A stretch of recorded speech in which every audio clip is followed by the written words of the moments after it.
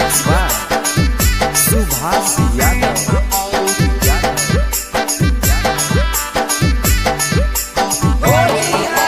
छौड़ी के बढ़ल है महंगा रे, छौड़ी के बढ़ल है महंगा रे, जाके मरवा बहर मकई के खेत बोला हाय रे अब हाय होलिया गे, हाय होलिया में लाभारा वाले गेलो खेत में गे, रह गेलो तोरा पेट में।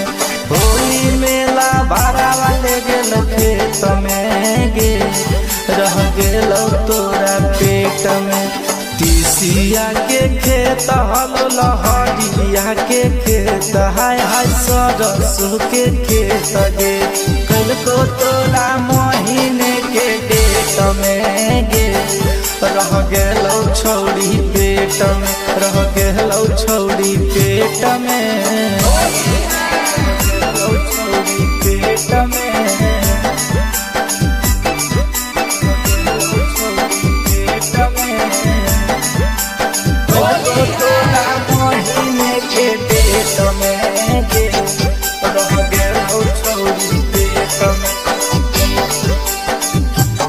आगे जान गेलो गौआ टोलावा, जान गेलो नगर होलो पारा चार तोर ससुर बोगे।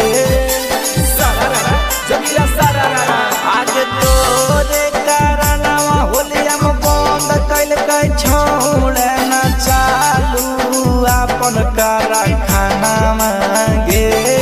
हाय होलिया गे, हाय होली में लाभारा वाले गेलो खेत में गे, रह गेलो तोरा पेट में, कैल को तोरा महीने के डेट में गे, रह गेलो तोरा पेट में,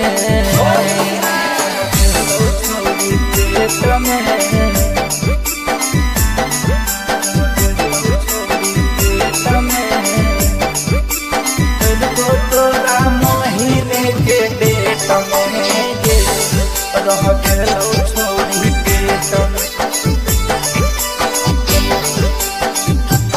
आगे लूटो ही लहर छौड़ी फागुन महीना में, जान गेलो टूट तो पहुना मांगे। आगे कौन छौड़ा रंग देलको चोली भीतरिया, उठलो तोरा गजब लहरिया गे। सुभाषवा गे अशोकावा तोरा ले गेलो मकई खेत में गे, रह गेलो तोरा पेट में। ओ किंदरा कैल को महीने के डेट में गे, रह गेलो तोरा पेट में।